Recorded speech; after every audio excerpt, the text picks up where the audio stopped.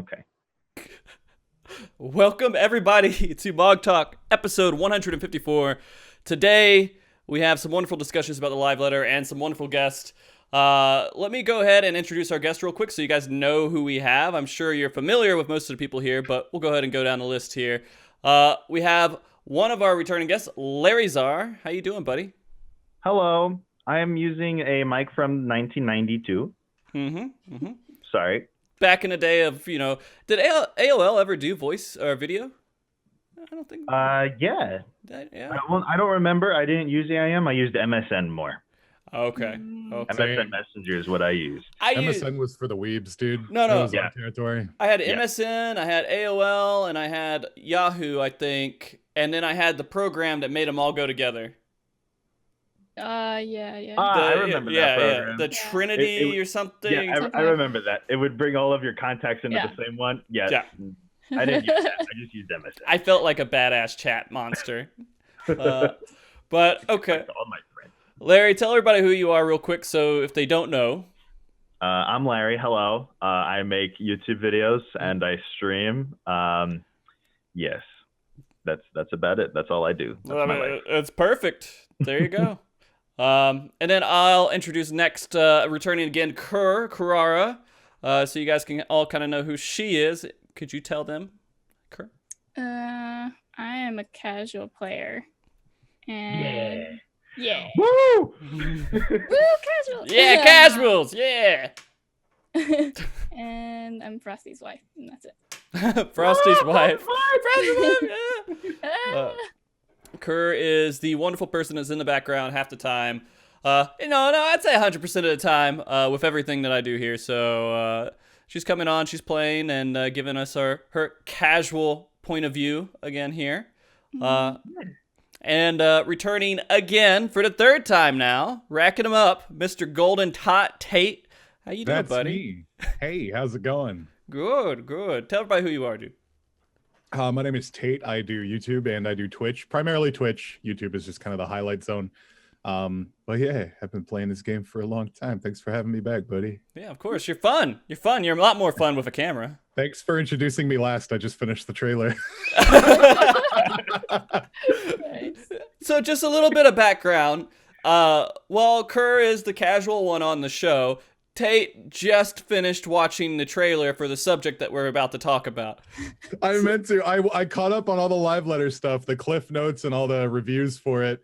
And I was like, all right, I got to watch the trailer because we're going to talk about that. And then I just did not. I completely forgot. It's okay. You'll figure it out. I got it. I just watched it. We're all caught up. I know everything. You're a streamer. You're a professional at bullshitting. So, I mean, it's just... Exactly. Were you able to hear what they said, though? All the voice lines and shit? Oh, yeah, totally. I know exactly. Okay. I love the part Well, where that's doors. the Usually NPC we just said, skip I'm that. Larryzaur. Hey, I'm Lars. It's really weird. Zenos came on and Larry's voice came out of it.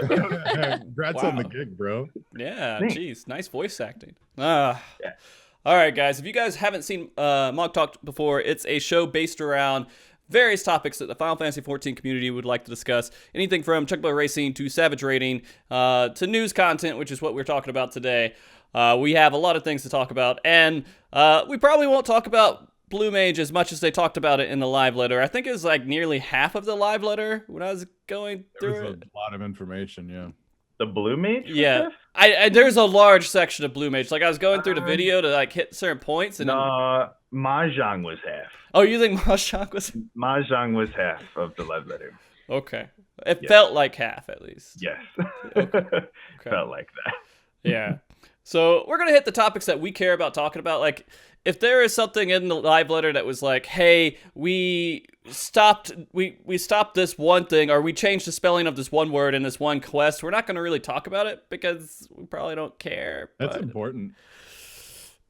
I mean, it could be. I mean, if it was Every word changed is a new political statement we have to analyze and analyze. analyze. Yeah. Analysis. Analyze. the I one. think We have to analyze. I'm adopting that. Analyze. I get royalties every time you say it. Fair enough. We'll split it down the middle. All right. All Sounds right. good. But to go ahead and kick off the conversation, I want to ask you guys kind of things that stood out, and I'm gonna leave Tate for last. Tate's going to be last here, just in case he needs to look at videos again We'll or watch something. it again. Watch it again. But Larry, going through like all the live letter information, everything else, what was it that like has stuck with you the most out of everything? The mahjong. No. Is it- Well, I want to say that like the trailer itself, I'm really happy with the way that they, when they did the change of the format of the trailers, because they used to do like the trailers where it would just be like new outfits and then show the outfit, new raid, show the raid. Right. Like now these new trailers are very cinematic and they really get the hype going. Yeah. And just seeing this one in particular was really, really good with that. So I'm just really glad that they kept doing that. Yeah, you kind of have to dig into it and find out, well, what's this supposed to be for? What's this supposed to be I for? like doing that. I was like freeze frame, like I would watch it like a bunch of times and freeze framing through and being like, oh, okay, because like they would show like, okay, blue mage, and then while they were doing like a main story quest line, it would be it was showing blue mage, and then it actually showed some Eureka, and then it showed some main story quest, and then showed some. So you got to like go back and unpack it all. It's fun. I mean, you could definitely see that they're changing up a little bit with the artistic style of how they're doing. They're not keeping it to the same stale. I mean, it wasn't super stale, but it was predictable. They're trying to mix it up a little bit. And I think it's more entertaining that way, because then you can actually start thinking and you have thought. You're not just like, oh, okay, I know this is the raid. Oh, this. You start picking stuff apart from it. It gives us more content, right? This is content in itself. Figuring out the content is unpacking the content. And I mean, really, they probably had to have like a whole like team set to like do this. Like the older trailers, it was probably just very easy just to throw together because it's just like some clips and put it there. But this one is like a whole art piece. So they must have had like a whole team work on it now. Your camera froze for half a second with your mouth just open and just wide. And I thought it was good. I hope someone caught that. Great. Yeah. Great. But yeah, Thanks, no, I agree. They have some interesting art direction. They probably have a few people hired just to do that now, and it's appreciative. We see it. We notice. Yeah, I appreciate it. Thanks, whoever makes those. Kerr, was there anything that kind of stood out with you for all the information that they put through on the live letter? Well, not to be stereotypical Asian, but I'm pretty excited about mahjong. You're excited about it? Yeah. Okay. I gotta Google how to play it. Yeah, it's true. It's pretty easy. It's fun. That's what I've heard. I used to play mahjong. My best friend in high school, he was Chinese, and he had like his whole family living with him. So he had like his grandma living with him, and his grandma would always be playing mahjong, and she was the cutest old Chinese lady, and she would just be like teaching us mahjong, and she was so happy when we were playing it with her. So I'm gonna be a master mahjong. My grandparents also they have their own mahjong table. Yeah. Yep. They had a table. They had their own set and everything. Yeah. It was great. It's crazy. Tate, do you know anything about mahjong? Not at all. Not even like the least bit. Because I honestly don't. I really don't know anything about it. But I know this one has Final Fantasy themed stuff on it, right? So that's kind of. I don't know anything. I'm gonna have to pick up like a phone app and learn it or something. Yeah, Larry, do you know it?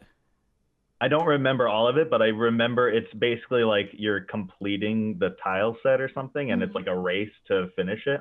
Yeah. Okay. It's like the general idea, the general goal. Okay. And it's cool that it's going to be 4-player because you could like, as opposed to triple triad right now is just 2-player. So it's a cool thing you could do like with 3 other friends. I think it's going to be cool. I don't even have 3 friends who play this game. It's sad, isn't it? We have Mahjong raid night. Oh Yeah. Kerr, but you know everything, right? You know exactly all the rules to Mahjong. No, I might have to brush up on that. Okay. I mean, the rules might be a little different too. I was hoping somebody on the show could explain it to everyone at some point. We could have a little educational point in the show, but that's really the goal of it. I mean, it's just like specific rules that dictate how you complete the tile set. Right. Tate, From your view of the live letter video 3 minutes ago, what's the most interesting thing that you saw in there? In the trailer or the live letter in general? Whichever, to be honest. I'm honestly just really excited for Blue Mage. Like I'm just looking forward to doing something like that. Okay. I like they went over how it'll work in a party, and that's really interesting. Which is like, if one Blue Mage in the party is to learn the skill, the whole party will learn it, rather than just like having to go through over and over until the whole party learns it, from what I understand. And that's really cool. That grants a lot of incentive to running Blue Mage parties for certain content to learn abilities, and I think that'll be a lot of fun. Larry, what were you saying? I think they clarified a little. What was it? At first, I think it was something like the translator initially said that we were going to have, like, if let's say you were in a party of 4, that each 4 of them have their own role, but then they clarified and they were like, it's like a party role. So like, it is essentially that way that it works, but like, it's just a party role. Right. Yeah. But at the same time, it's still like, that's, it's better than going in by yourself, because it's like, absolutely, if you're going to get it, you might as well get it for 3 other people too. Right. Exactly. Right. So it's definitely gets rid of the worry that I was having of, like, you would have to go into, let's say, Shiva and have to farm it until all 8 people get it. Like a mount drop kind of. Yeah. But now instead of that, it's a party drop and all 8 people will get it. Yeah. Okay. That's definitely a welcome thing they added in. So, I mean, does that account, is it just 8 is where it maxes out, or is it 24, or do we know? Well, I don't know. Can you do like an alliance? I wouldn't imagine they would put an alliance ability. Well, can you be like an alliance and go kill Katakar for like... Yeah, you could, but I don't think there would be one. Even in alliances, it's still split between parties, yeah? So it's like, it'd probably just only read your party. Yeah. Okay. So, I mean, I guess we're just going to see a lot of 8-man groups running around trying to get abilities from whatever. Yeah, I guess, like, in the world, like, you'll probably want to party up, like, you'll party up to, like, a full 8 and killing mobs and stuff, and then when you want to go in dungeons, you only have to get the ability the one time in the dungeon. So, yeah. Okay. It's good shit. Let's say the Shiva ability is like a really low drop rate. It would have really sucked to have to get it. I mean, they're all really low drop rates, aren't they? No. They're all different. I think instead, every enemy has a different drop rate for theirs. I believe the one they used was Bad Breath, for example, is like a 30% rate to learn it. Yeah. Oh, okay. Pretty good. Which that one's high. And then he was saying how like a higher level one or like some other random ones would have like a lower drop rate or a higher drop rate. So yeah, I don't know. I would assume Shiva's would be a lower drop rate. Okay. So we got Mahjong. We have Blue Mage. And whatever Larry said. The trailer in general. Yeah. The trailer in general. I love the trailers. Okay. So I mean, it's interesting to see all that stuff. I feel like this is going to be some pretty decent content, and they did say they were going to release it in parts going forward, and it's just going to be piece by piece. I think 4 different parts of this patch. Yeah, that's weird. I mean, they did that last expansion, I think, right? And the one before that, they just kind of drug it out through like 2 or 3 months, and they're just like, here's another little piece for you to do. And I appreciate that, honestly. Yeah. I mean, I can see and understand that. And I think it's important for them to do stuff like that when they have story involved. And I kind of wish they would do that with raids on raid patches, where they say, all right. Didn't they used to? They did it. They do it at the very start of an expansion because they want you to experience the expansion as much as possible. Then they start introducing the raids and everything. I thought it used to be like, let's say like the raid patch came out. I thought it would be like, maybe I'm remembering wrong, but they did I it with thought that Ultimate. it was like 2 weeks after. Ultimate and I don't think so. I think that has always been like right there, part of it. With some exceptions, one being Ultimate and the other one being the start of an expansion. They often do it to where they release it, and I think they should in general just say, hey, all the stuff that you're just gonna like do and everybody's racing to do and grind against. We built this. We spent like months building the story and making sense and getting voice actors and stuff. Let's just tell them to take a week on the story and the voice acting. Let's just do it. right? Yeah, for the expansions, it absolutely makes sense to like delay the raid so people aren't rushing to get there Yeah. for I world first reasons and stuff like that. Yeah, they're saying that Attack Angel said they did it with Alexander, but I only remember the one. I only remember Yeah, them doing it for the one. I remember them doing it with Alexander because when the raid patch came out, it would be the story and the MSQ and the normal mode came out. Mm-hmm. But then 2 weeks after that, the Savage would come out, and I think they did it with all 3 tiers. But I could be wrong, but I'm pretty sure that's what it was. But then I'd they have to stopped look doing back. that. Yeah, It feels I think so you're long. right. I think you're right. I remember that as well. Yeah. But then this expansion, they just released the raid at the same time Mm-hmm. as Right. when the patch came out. Yeah, which is weird because everybody's gonna everybody. There's so much like raider social pressure to like. I go and prefer do- the raid to come out like a week or two Yeah. later. I do too. I just want to enjoy the as soon as the patch comes out, I just want to enjoy main story quests, the new primal I want to do, Mhm. all that stuff. I don't want to have to be like I need to raid right away, Yeah. Yeah, we'll see. And we have conflicting statements in the chat about it, so we're just whatever. Yeah, it's whatever. Yeah. But yeah, no. I don't remember. I refused to comment. Fair. Yeah. But I mean, they're kind of taking it to like a whole new level too. They're just like, I think they're releasing Blue Mage at a certain point. They're releasing, I can't remember what the exact schedule was, but they're releasing the main story and everything. Then maybe I guess the 24 band comes out at the beginning of patch 2. Yeah. But I know Main story, dungeon, 24 man, the primal, and the rival wings update. And they're not doing. I thought they're pushing the new rival wings or hidden gorge or whatever. Well, they listed it as 2 things. So they said the rival wings update is the patch 4.5, and then the new one, hidden gorge, I don't even know what that is the 4.55. Mm-hmm. Okay.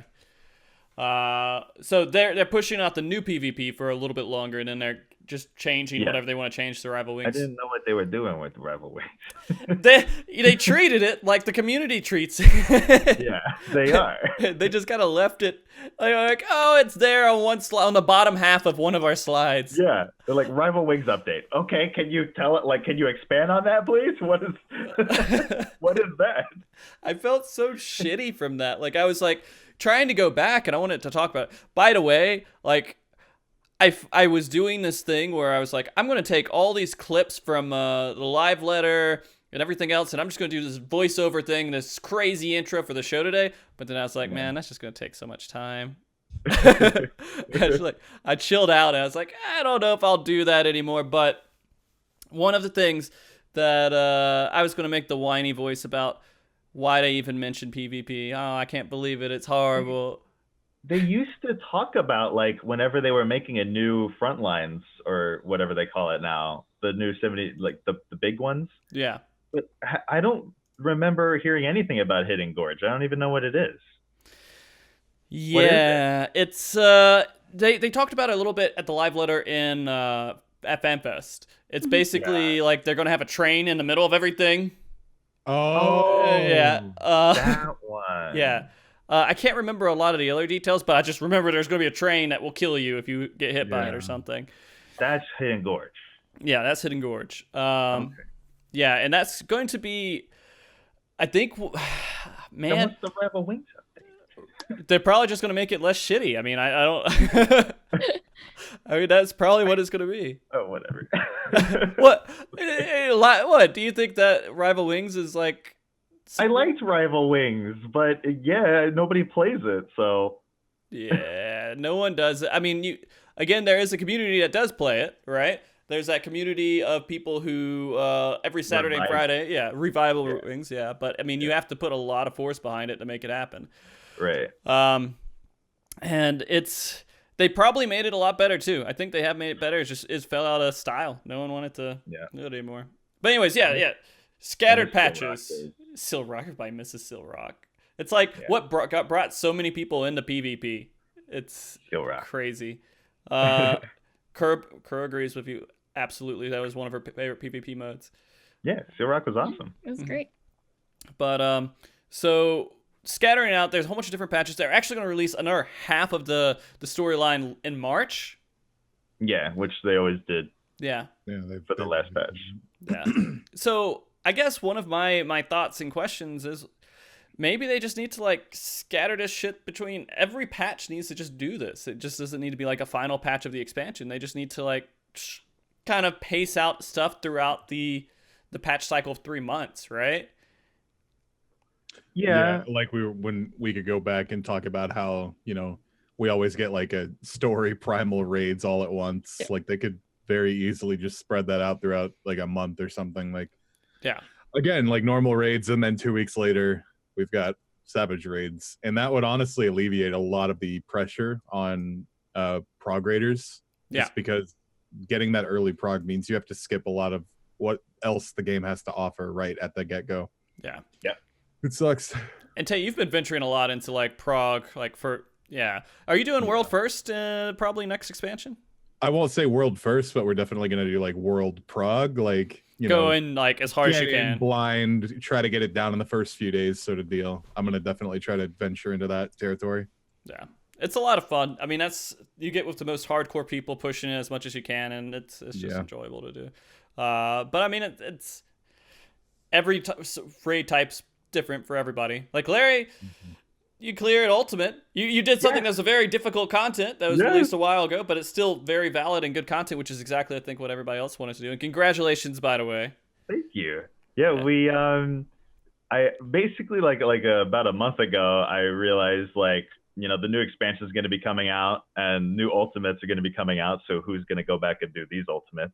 Mm-hmm. You know, I mean, maybe I think a lot of people will. Yeah, I think people will. Like right now, people especially.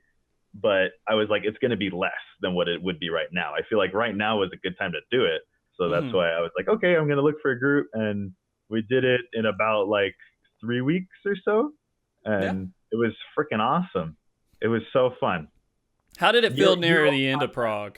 Like when you're going through that whole like 20-minute fight and you're progressing through the whole 20-minute fight. How did that? It's so stressful. It's such a huge endurance thing by the end. Especially I appreciate Ultima way more because it's not as much as an endurance, but it's still like a good check. Yeah. It's I could definitely see what Ultima. I did some Ultima too. Not obviously didn't beat it yet, but I did some of that. Oh, you got UCOB down. You're good, man. That's way harder. UCOB, I would think is much more difficult. Because I mean the information is already released in Ultima, and that was kind of the difficulty with Ultima. Yeah, the difficulty was the prog. Yeah. Of Uwu. Yeah. But I mean, with UCOB, it was like we hit Golden, and then it took 3 raid days after that to get it down. So it was like 3 raid days of just bashing our head, of doing the 20-minute fight and concentrating so hard, and at like 6 hours, like concentrating, full-on concentration, it gets really, really, really tiring. Yeah, so, that's exactly. I think that's exactly how long it took us after we saw Golden was 3 or 4 days worth of raiding. Yeah. All right. So in general, maybe doing this stuff where they're not releasing everything at once would be also good for keeping people subbed, right? Because people won't just bash and grind through it. They'll like hit it. Finish all in a day. Yeah. And then they come back and they do it later. There's more stuff for them to do. There's something new every once in a while. I mean, even every like, maybe for the first half of that 3-month period they do it, and then they leave the last month and a half kind of just giving people time to do it. I don't know. Just some sort of distance there. Yeah. But I feel like there's enough content on the first day, because the first day of the 4.5 we're going to be, like I said, the main story quest, dungeon, primal, 24-man. Like that's a lot for a week, and then a week later you get Blue Mage, and that's going to be taking up a whole lot of time. I mean, they could push Blue Mage, but I mean, I don't know. It does feel like a week is kind of close to it, because there's still a lot of content. Yeah. I think they could too, but I think they said they needed to do it within a week because of their patch schedule or something. Yeah. Which I don't understand anything about, because I don't understand the logistics of patch scheduling and how it makes sense back there. But yeah. Like hot fixes and shit. Okay. Kerr, I'm going to ask you a question going into our next topic, so we can start with you with it. How invested, I mean, you came back recently. you came back kind of recently from a long hiatus, and you kind of went through a lot of story really quickly. How invested are you in the storyline right now? Not really. I'm a horrible customer. Well, okay, tell me what you think's going on within the story, so we have an idea. So we got a headache, right? That's kind of left up. Got a headache. We got a headache, yeah. And everybody else has a headache, and yeah. Is that? Yeah. Yeah, we got headaches. Okay, we got some headaches. All right, fair enough. What are we gonna do with the headache? How are we gonna get rid of them? And some people got headaches and it killed them almost. It looks like it knocked them out. And we're hearing voices and everything. Like, oh, we're going crazy. Yeah. Oh, okay. You know more than I do. That cutscene. Oh, okay. Tate? You skip too, Tate? You skip? Oh. I skip everything, yeah. Oh no! I'm making I have an alt that I plan on working on soon where I'm not going to skip any cutscenes and I'm just going to stream going through the whole story and learning it. But let me know how that goes. It's again, this is why I want them to split raid and story, is because I feel like I'm obligated to skip because my groups always want to get straight to the content and do everything as comes out. So I'm just like, yeah, you know, like even when Dungeons and Primals come out, I don't know what's going on with those stories at all. Yeah, like you skip, like doing the normal raid, you skip the normal raid cutscenes because you just want to kill it to get Unlock Savage. Exactly. Mm-hmm. Yeah, I don't want that pressure either. Yeah. I just want to be able to enjoy normal. No, absolutely. Larry, are you a little bit more invested in the story? A little. Okay. So like I don't skip, but I do skim. So like I don't read word for word. But so you're a skimmer, I'm a skimmer. Okay. So I watch the cutscenes because I feel like when I'm going through the story, like I want to know the story, just because I want to like pay attention to like what we're doing. So like I feel some kind of attachment and stuff. Yeah. Like I get like it helps be more excited about like the expansion, like where we're going, because like they haven't even said where we're going, so that's like a whole new mystery too. But it looks like we're going to hell, dude. I don't. I think we might be going to another shard or something. Yeah, it's interesting. Yeah, but yeah, I skim, so I know a bit. I know the general gist of what's going on. Mm-hmm. But like sometimes like for me like names show up. I'm like, who the hell is that? Or like they'll be talking about something, like referencing something that happened. I'm like, what the hell was that? I have no clue what that is. I mean, and that's common. That's common in Final Fantasy, and I mean that's kind of how they train you to ingest the story when you're first like leveling up your character, because you don't know anything about what they're talking about. They're just like they all reference these 1.0 terms. a lot. Yeah. And you don't know this stuff. And so, I mean, I feel like I may be the most story lore person on the show, which is crazy because I just had a show with Ethis, which he told me a lot of crazy shit, man. He told me a lot of things. I was listening to a bit of it. Yeah. I like listening to him talk about the story. Yeah. Because he knows a lot. He knows a ton of it. By the way, I had a comment to me about how I don't deserve to have a podcast because I didn't know half the lore stuff that he was telling me. But I feel better now that I know that you guys are all kind of like... Yeah, no, I probably know very similar to what you know. Yeah. I just play the game because it's fun, man. Yeah. That's it. I mean, obviously that too, but I enjoy story. Like that's part of why, like when I started playing this game from the beginning, I was like, oh, this is an MMO, but it feels like I'm playing like an FF single player story mode. Right. I liked that. So it has a lot of that aspect. And I mean, from my understanding right now, in the broad range of everything, is that it looks like from my education from Ethis last week, or a couple weeks ago, it was mostly just the everything coming to a conclusion where the dark and light are facing each other, and the light's doing too much, and we're doing too well, and eventually we're going to be destroyed. We're going to be like the light wins, and it's just going to kill everything in the universe.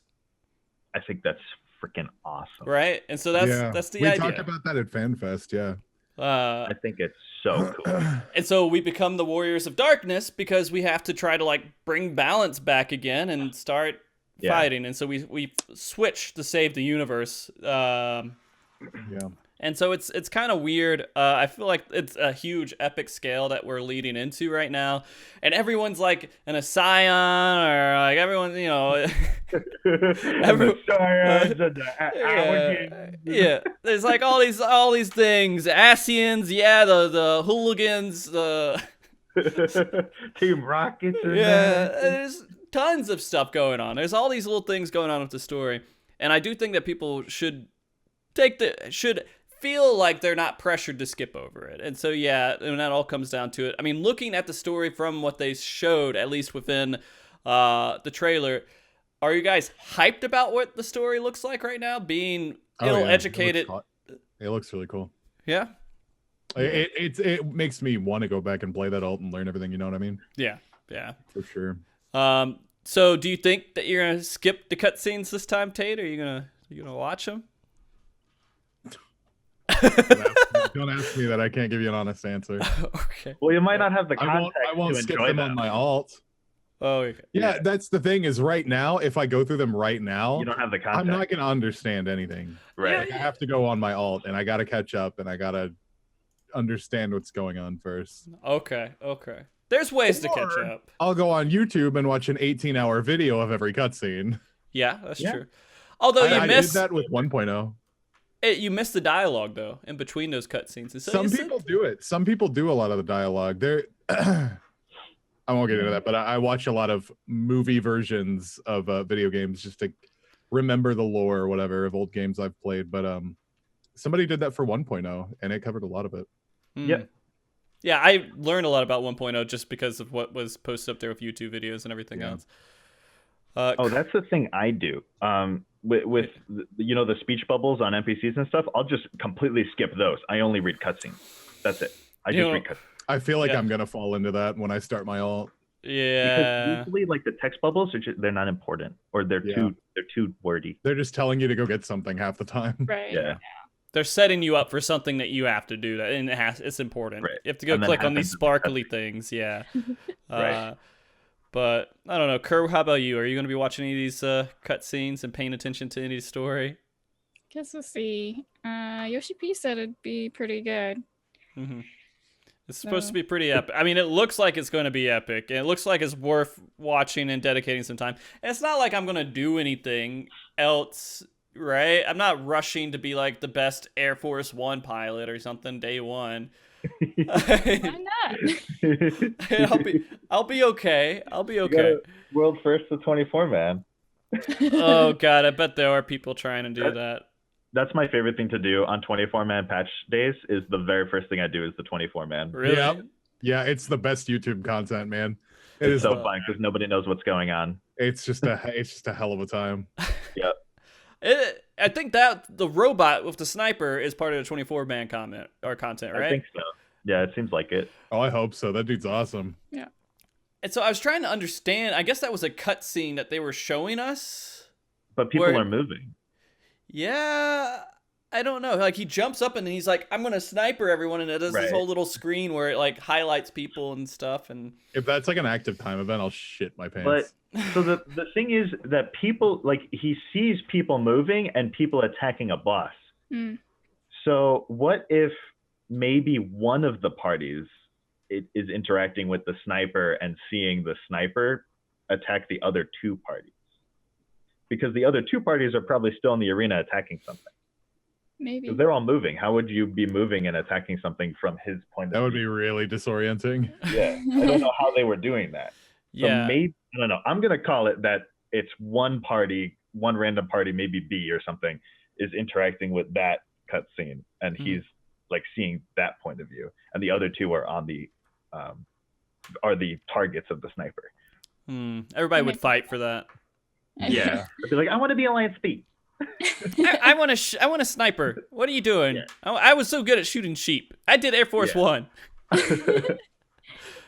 Oh man, it's funny though how they are hyping up Gold Saucer.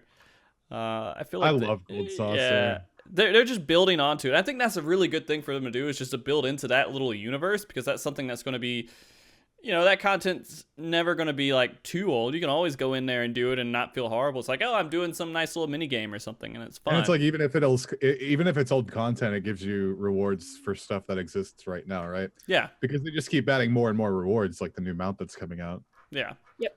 Unlike that mount is so stupid. I love it. So I love it. they're like, you want a mount? How about we just fucking give you the whole golden saucer and you'll just run around on the golden saucer?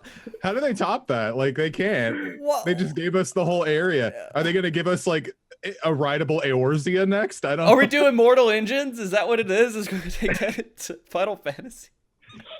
I don't know. I don't know if I'll ever get it. It's probably going to be like they were saying that there was going to be a mount that's over 1 million MGP. It's probably that, and I don't think I want. I've spent 1 million MGP on the cloud card. I mean, it's not hard. I figure it out. Did you really? I gotta grind, man. Oh my god! So I keep trying to save up for Fenrir because I've never gotten it. Every time I get close, they release a new mount, and I just buy that one. Yeah. Every That's what single happened time. to me. The Corporate came out. I'm like, I'm buying that. I'm not buying Fenrir. I'm buying the Corporate. Yeah, it's pretty good though. I think it would definitely be better than Fenrir the Corporate running around with the little dewdrop and everything. It's my favorite. Yeah, that's the mount I always use. Yeah, Yeah. that's good. I mean, they're adding a lot of stuff in there, and I think that I didn't expect the new content to be Mahjong.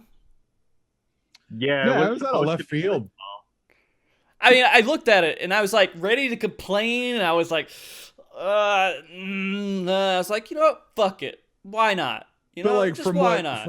from what we understand, like they didn't use actual resources to work on it. It was just a couple of employees making it on the side, and then they just put it in the game, right? I think that's probably So what it's it like, is. We Yeah. can't complain about it. It's free content. They didn't even spend any resources on it. Yeah. I mean, I guess there's going to be people who are going to have Mahjong tables in their house, and they're just like, hey, you guys want to come over and play some Mahjong or something? Wow, we got Mahjong instead of Savage Plus. Oh,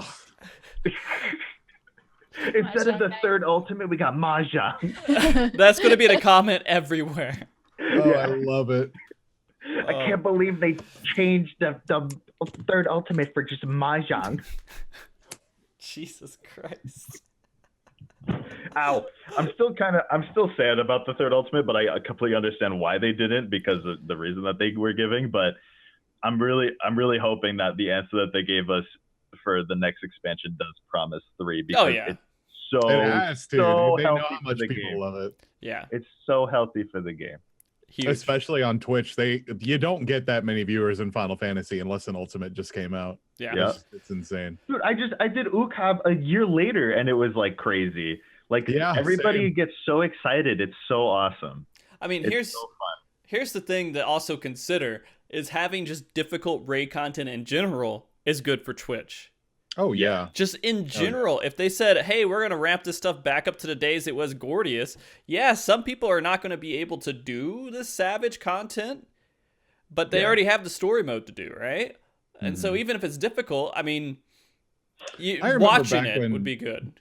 I remember back when they introduced the story mode, we all thought, oh man, that means raids are going to get way harder, right? No. No. I'm Totally actually mistaken. this might be a controversial opinion, but I'm of the opinion that I don't like the normal mode at all. I don't either. It's kind of boring. I prefer, well, not just that. I prefer that the raid is hard, and if you want to enjoy the story, you have to go through the raid to get the story, like how Coil was. It's not like the story is even super important. Like other than Coil, Coil's story was insane, but Yeah. like something about normal, like having to go through normal, I feel like spoils some of the experiences of experiencing it in Savage. Right. It That's what I'm absolutely does. saying. Like I remember going through Coil and like, you know, for Final Coil, like, you know, you were beating the first boss and then you're like, oh, what's the next boss going to be? And you're like, oh my God, we're in Dalamud. What the hell is this? And then you beat the next boss and you're like, we're fighting Phoenix in front of Bahamut's face. Yeah. What the hell is this? Mm-hmm. So it was so cool. And Dude, normal spoilers, mode come on. just normal mode just ruins that. Yeah. I feel. It did. Other than the last fight, but you know, I mean, everyone, go ahead. I don't know. It's just like the last fights are always cool, but I feel like they've been really lackluster. Neo X Death, God Kefka, and Ultima, or not Ultima, Omega. Yeah. They haven't been as good, man. it's difficult because this entire expansion. I mean, in this conversation we've had so many times, the raid content in this expansion didn't feel like it was attached to, like it was just 12 bosses in a row. 12 retro bosses, and some of them are not retro, a couple of them, but just throwbacks, nostalgia. You mean like I mean, it just added to the theme park of the MMO. Yeah. It was more rides. Yeah, and that was a decision they went with, so. I respect it. I mean, like, people play this game and they want the nostalgia, right? Like, there's so much of it. But why give it... They just killed 12... No, not 12 bosses, but they killed that many bosses that they could have stretched out and said they could put this whole background into Chaos, right? And Chaos could have been the last boss of a tier or something. They could put this whole background into, like, many of the bosses they put in there, and not just throwing them in there at the very end. Like, I would love it if Phantom Train was the last boss of one of the raid tiers, and we built up to that. Oh, we gotta... The Guardians are building this crazy train that's gonna come and destroy everything, and we gotta, like... stop the engineers, we gotta stop this, and then we or even if they use that for like a dungeon story, you know, like part like leading up to a dungeon or something like that, right? Like it just they could have stretched it out more. But like, I don't know, I still respect the decision they made with it, because I mean, I feel like in a lot of other situations we really wouldn't have gotten that content otherwise. Maybe I feel like they could have put it somewhere else. There's no way we were getting Kefka outside of the situation. Like, we could have totally. The guy. I agree with you, because I've dreamed about it since they added the Warring Triad. Like, I've dreamed about it. If you I just feel like they wouldn't have. I feel like it wouldn't have happened. If you would have watched the cutscenes, there's basically a Kefka in the cutscenes. That's the big bad guy now. I know. So this is the thing that I have with the raid. So Bahamut was good because it had it's impossible to replicate because it had such an amazing build up, you know, from a whole game. So that's impossible to replicate. But the point was it had a really big build up. Alexander had a decent story, but it didn't have any build up. No build up at all. It was just like, here's a robot, you know, fight it. Well, I mean, the goblins were working to try to bring this. But I mean, it had no previous build up before. Right. Oh, right. Like it was just like, okay, the patch came out. Here's the raid. So we've got like, there's a lot they could do with the next raids here.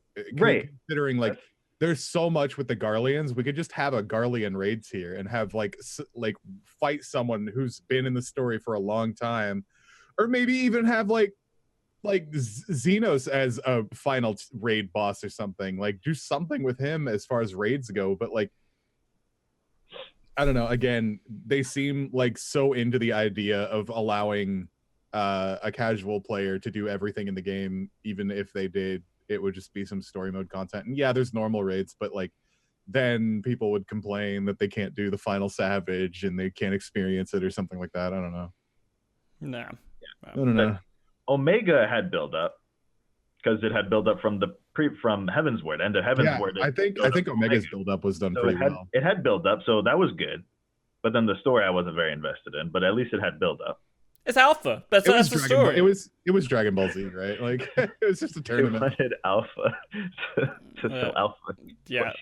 Oh yeah, they put alpha for the plushies. Absolutely. But next raid, they could even do like, you know, like the whole Four Lord story. I'm pretty invested in the Four Lord story, and I think they could even make that a raid, because the whole thing with Tenzin, and like, I don't remember the name of the bad guy that they were fighting, but like, he's supposed to be this bad bitch, and he's supposed to be like this really crazy dude, and I don't think we're even going to be fighting him.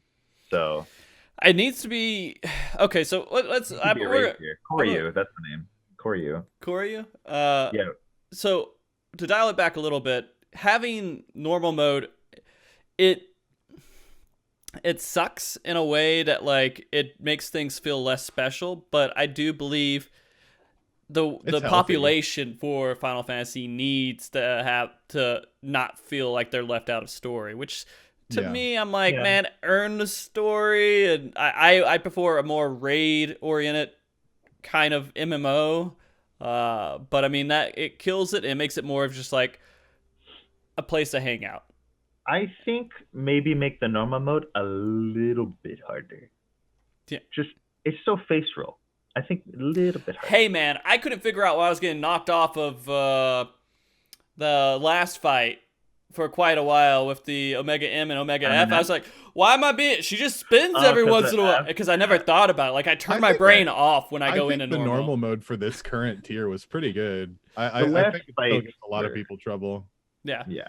They get knocked off by F popping up, and they're like, I, mean, don't know why. I don't It's think it was left and cursed. rights, man. Larboard Starboard kills half the party every time it goes out. I love adding that kind of difficulty to the game where they just add these things in there. And they're like, Just you know, why can't you arbitrary just say words. left or right? You have There's to. arbitrary words to make it harder because we don't know shipping. Like we Yeah. don't know boats. I'm behind it 100%. Screw I it. love it. We I think learned. It's they- educational. They did something like that with Kefka Savage in the German translation, like futures past and futures present was like reversed for them, so it was harder for them. Oh my god. Like to That's go why behind that's or in why front. they gave them the right translation for ultimate. Mm. Yeah, exactly. And we got Make the it up shitty- to them, give them world first. Oh. And apparently with Ukab, the nail quotes in Japanese have symbols, and they say the quotes in order of when they happen. But in English, it's reversed or like just moved around. In English, we use advanced combat tracker. Yeah, in English, there's no way to like the text does nothing, but like in Japan, it has symbols and it says in order, like Wow. what it happened. Yeah. Yeah, it was kind of goofy. But I mean, yeah, going back, I think if they did make these raids, I mean, we're totally not talking about the patch fucking at all right now in the live. But I mean, Well, because it's gonna happen in the next expansion, I guess. For Right. expansion talk. we went totally into a whole expansion thing and content and difficulty and everything else. But yeah, making content, I mean, making more difficult content will create more Twitch presence, which would create more Twitch viewers, which could end up more people trying out the game. But then, 100%. you know, yeah. Super healthy for the game. and having just one fight, I mean, they're awesome. Raid fights, they're great. They're masterpieces, it feels like, so far. And keeping going with that direction is great. But after it's done, it's done. You don't have, like, people who can go into difficult content and, I don't know. I feel like only a handful of people take advantage of that, and then it's over and we're back to normal Twitch numbers, right? For Final Fantasy 14. Yeah. But okay. Going back. What? Well, one more thing with that. Okay. The thing that will super help that, besides that, is good PvP. Good PvP will bring Twitch numbers very high. Yeah. So I'll go ahead and say it. That's it. PvP's good when you get into it, but it's not. There's enough things that can be changed that would make people happy that people aren't seeing be changed that More discourages people. for it. Yeah.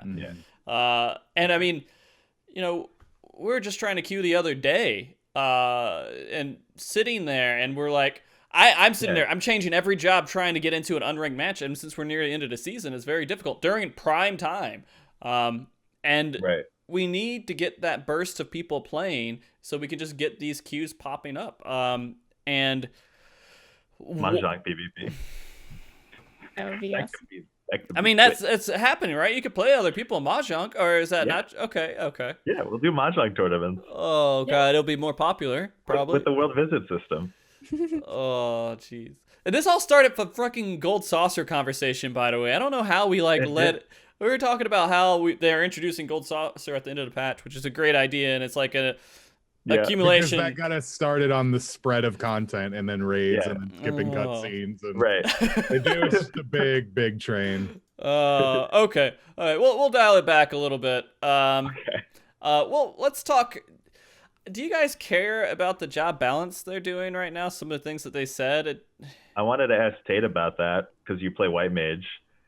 Yeah. Yeah. Why? So I know. Okay. So I know that essentially the other two healers, like you have kind of no reason to bring White Mage. From my understanding, is you don't really have a reason to bring White Mage unless you need Cure 3. Is that the general? So I think White Mage is. I mean, I'm not a world first raider by any means, but I have experienced really hard prog. Yeah. And I played White Mage on really hard prog, and I really think White Mage is to me personally invaluable on prog because it's a lot easier to heal with. Yeah, it's a lot easier to keep people alive with. I haven't played a whole lot of Astro. I have played a bit of Scholar. But White Mage Scholar is just my ideal prog comp, and Astrologian is I'm really bad at it. Yeah. I need to give it a lot more work. But So that's why it was yeah. confusing to me. Was why did they need White Mage buffs? Why do they think they need that? I feel like right now, White Mage, what a lot of people complain about is White Mage doesn't really have its own identity outside of just being a healer. Yeah. Whereas, you know, Scholar is very identified and Astrologian is very identified. Whereas White Mage, we have like lilies that are fairly useless. Well, yeah, I mean that's something to change in 5.0. But yeah, of course. buffs. But like, I can't tell you why White Mage is getting buffed. Yeah, I don't know. I actually I didn't know White Mage is getting buffed. That's one thing I wasn't able to skim over was job changes yet. Well, I think they didn't say what it is. They basically said, hey, we know a few jobs need changes, and we're going to do some potency changes to a few of these jobs because we feel like that's going to make people want to play them. But here's the thing. You don't notice these balance changes unless if you're doing hard content. You don't notice the reason for needing them. You don't know that they even matter. And honestly, they don't unless if you're an ultimate or you're doing a pug group, which is the most difficult content sometimes. Yeah. I got a pug this week. I'm not excited. I don't know why Monk needs buff. They're doing it because they want to do these things to keep people, I guess, interested in these jobs. But none of this is going to matter when the expansion comes out. Like, it's all just like... It's the last fine-tuned little... hey, you guys, make you happy for a little bit. That's all they're doing. They're just making people a little happy. What jobs are all getting changed? Sorry. Machinist, Monk, White Mage. I understand Machinist. Like, buff Machinist. Yeah, Machinist, sure, but... Why Monk and White Mage? Monk is really strong. Yeah, like, if they buff Monk, it's going to be Samurai absolutely no. Here's one thing they could do with Monk, and something I really want them to do with Monk is make them less punishing as far as positionals go. They might not actually be changing their overall potency, but they might actually make it so that you're less at a detriment if you can't hit positionals, which would be really nice for Monk. Mm-hmm. Oh, they could do that, yeah. Make the difference of the buff you get for the positional. Yeah, but as far as White Mage goes, the only thing I could honestly imagine them changing at all is maybe like Planary or something. Like, I have no idea. Like, everything on White Mage seems so well tuned right now. Yeah, I have no idea. Yeah, I was trying to make sense of that too, because I felt like it wasn't even that important when they brought it up. I'm like, all right, well, I guess for that third ultimate we're not getting, we have a balance change, so people want to play these other jobs. Yeah. Like, I definitely understand the Machinist buff because pretty much everybody just always brings Bard, but I tried to play Machinist and man, it was awful. Yeah, just if you give Machinist like a significant DPS above Bard, then yeah. But like, I don't know.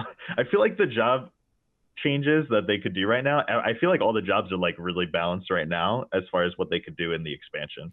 And then, you know, it's so funny. It's so funny because, like, you say that, then you talk to another guy, and they're like, it's all out of balance. They don't know what, they're just clueless. I don't think so at all. Yeah. Final Fantasy 14 is the most balanced MMO on the market. That's all there is to it. I mean, and people... It still might suck for the people playing it because they want these jobs to be viable and all this stuff. And that's completely fine. That is fair. But when you compare it to pretty much any other MMO, it is... Final Fantasy is a blessing as far as balancing goes. Yeah. Yeah. WoW had like broken jobs where you flat out couldn't bring it. Yeah, exactly. Yeah. Yeah. I mean, it just doesn't make any sense to why we have to. I don't know. I feel like the game's fine. You know, things are going to be a little bit weaker, and it's always going to be 8 jobs in the end. It's just that's what it's going to be. It's just going to be 8 jobs at the very end where people. If this DPS does 2 damage higher, they're going to take it over the other one. That's all there is to it. And that's just in-game meta. That's not, hey, I'm raiding because it's fun. It's like, hey, I want to kill stuff and go as fast as hardcore as possible. You're always going to be limited down to 8 fucking jobs. And it doesn't, I don't know why people care so much. I mean, yeah, if one's like super far behind and you're like, if I bring it, it's not like I'm bringing a player at all. I might as well just not bring someone. Sure, I can see that. But when it's like in the 1-2% range, screw it. Yeah. Yeah. And the thing that a lot of people actually don't realize that's actually kind of funny. So in like, if you're not, disregard top, you know, world first raiders and stuff. If you're in like the medium or even low end, And let's say you're like, oh, in my low end static, we have to force Dragoon Ninja. But the funny thing was, maybe that Dragoon player is like really top tier. He could have gone Samurai and brought way more damage than him just buffing the other mediocre people. Kerr, you remember that whole conversation? You had a similar thing? Well, we have, okay, so let's just say this. We have friends that we raided with. Our raid group was just completely friends. Right. Samurai came out and Stormblood, right? And then he was, the Dragoon was like, I really want to play, I just want to play, Samurai. But it makes your Bard feel like shit.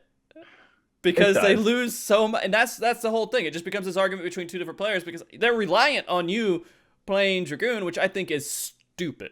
I agree. That's absolutely backwards. But that is one of the balancing things that I think a lot of people will argue that I just can't disagree with is they need to either A, remove damage resistances entirely, or B, let everyone apply their own. Yeah, it's very dumb to need a Dragoon for the Bard to be good. Have multiple ways of doing it, multiple jobs that could fill that niche for the Bard, not just the one. I wanted to ask you guys about that actually. When I was like reading about stuff, like I can't remember where I saw it. I think it was on Reddit. I saw like a few people mentioning that in 5.0 they were removing the piercing debuff from Dragoon, and they were saying it as fact. And I wanted to check with you guys that I don't think I saw that anywhere and say that ever. I mean, it was on Reddit, so it's probably true. Yeah. It's possible. I don't think he ever said that. So I saw a few people saying I've heard a lot of talk about that, but I've never heard that is fact. It is I think that's something that's been discussed before. Yeah. It might be one of those things where they're like, this is such an obvious move for them to make. It's happening. People have said it. He's hinted to it in one way or another, said maybe it's happening. It's done. But he's never actually said it. Okay. I was just making sure. I don't really know. I haven't seen a confirmation for it. I mean, somebody in chat, if they have a link or something, they can ask for permission and we can take a look and everything. But I've never seen him say anything, so that's why I wanted to check if you guys did.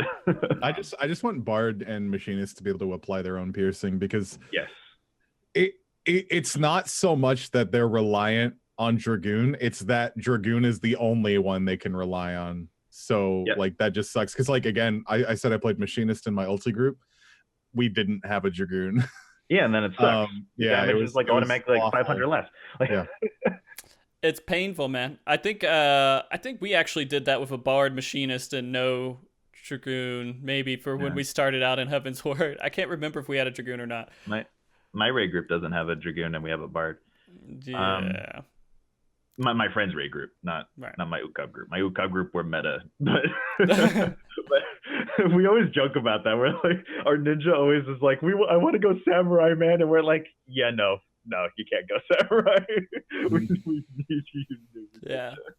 I mean, and it sucks because this is kind of the mentality that a lot of players are bringing, where you have to be meta for non-meta content and like just normal. I mean, when you're talking about Ultima, sure, you want to do meta and everything else, but you should just have fun. I mean, Kerr, you don't even want to raid a lot of times because of how other people in the community act when you don't bring the right job or you don't behave the right way or you don't do well enough. Like you aren't doing the perfect strategy or the perfect setup. And Kerr's like, kind of fuck these toxic assholes. I don't care. Yeah.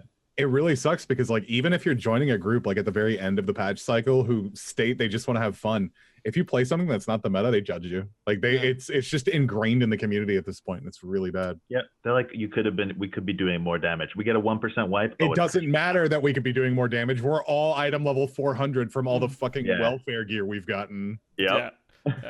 So I mean, but that's what they think. Stupid. Kerr, I mean, do you agree with what I was saying, or are you just like? Am I putting words in your mouth? I feel bad if I am just putting words in No, that was You're probably putting words in my mouth because I've told you this. I've taken it and spit it. But yeah, no, Kerr, would you be more into the raid scene if you think that's a community thing that has to change for you to be more interested in doing raids? I think so. I think it's definitely the toxicity, and toward the end of our group, we were just fighting like all the time for like. Yeah, that's not fun.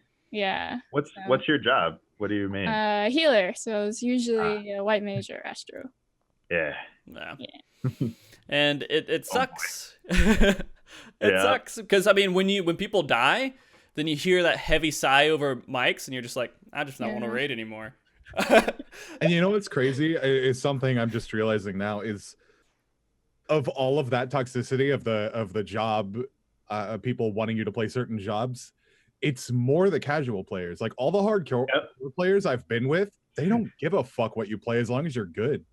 Yeah. Like we're still clearing the content. Like that's all there is to it. And it's mostly the people who aren't clearing the content as much that think they need to change something to clear the content rather than get better. Right. They think it's just a switch you can flip. But like I said, again, like let's say you're in a group like that. Let's say you're in like a mid-core group like that, and the damage is just average.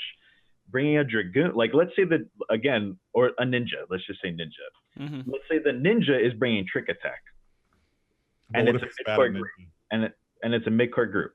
Let's say the trick attack damage is like just okay because it's a mid-core group. If that ninja is an exceptional player and wants to play samurai, and he could bring more damage than what he brings because of ninja, because the group damage is low. Yeah, exactly. It only matters because if the group damage is high, then yeah, maybe. But if it's not, most of the time you could carry even way more being a samurai and doing a crap ton more damage. But then your group will say things like, "Oh, you're being so selfish." Yeah, exactly. It's like, no, I'm actually helping. Just tell them all to look at the numbers. That's all there is to it. And it's so crazy. It's like, oh yeah, you don't have trick attack. Well, you're not attacking during trick attack anyways. You're like, you're not even like remotely balanced. You don't know what you're doing. Trick attack. You went AFK to get some water, dude. What the hell? Yeah. So I mean, it's just a cluster of people trying to go out there and kill stuff, and it's sad because we were a very casual mid-core group, right? But then like we see all the other stuff and all the other people ranting about how you have to do this and you're an idiot and you're hurting your team because you're not playing this job. Fuck you guys, man. I'm just trying to kill this boss with a job that I enjoy playing. It is a video game, dude. Yeah. Dude, especially like extreme primals. You go in Party Finder for like dog farms or something, and you see the DPS, and they're like requiring like a bard, requiring this, requiring only 2 melee, and it's like, dude, you could literally have like 4 samurais, and it's fine. Like, when we were doing Suzaku, I was just like, I don't care if I have 2 paladins, 2 bards, 2 whatever. We're just gonna go in there and kill it. It's a primal. We're not fighting like Bahamut or something right now. We're fighting just a primal. And sometimes they're also trying to claim the weapon. Yeah, sometimes they're trying to like trick you and be like, well, I want this for my ult, and I don't want to play my ult. So they don't want to guarantee it for someone else. All right. So go. That's for job balance. That's for job balance. We did pretty good. We bitched a lot. We bitched a lot. Yeah, I bitched about the community, discussed the community. It turned into that whole thing. So you guys saw a bit of what the primal, since we're talking about primals a little bit. We saw the new one that was coming out. That's like, is that a dragon centaur or like a snake centaur thing? I thought Seiryu was supposed to be a dragon, but I guess they wanted to like it's like a worm, right? Like a he's gonna be like a snake serpent. A hydra. Thing. Yeah. It's like a hydra kind of thing. Yeah. I guess they wanted to steer clear of him being a dragon because not to be confused with the dragons.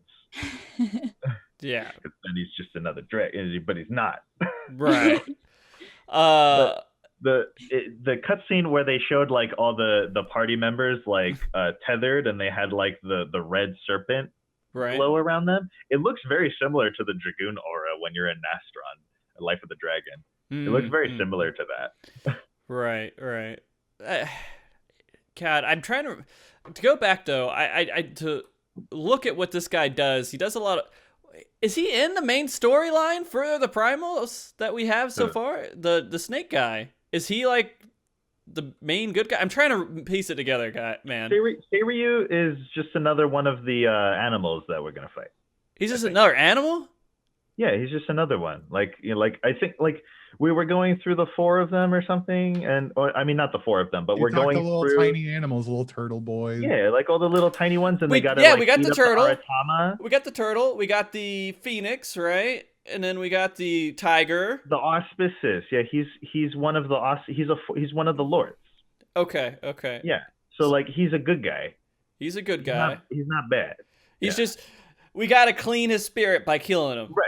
Yeah, that's what all of them were. Yeah. Yeah. But okay. What I'm saying is maybe the next raid tier could be part of that storyline because the main bad guy, I keep forgetting his name. I think it was Kiryu or something. Uh-huh. The main bad guy that like Tenzin fought and Tenzin locked up.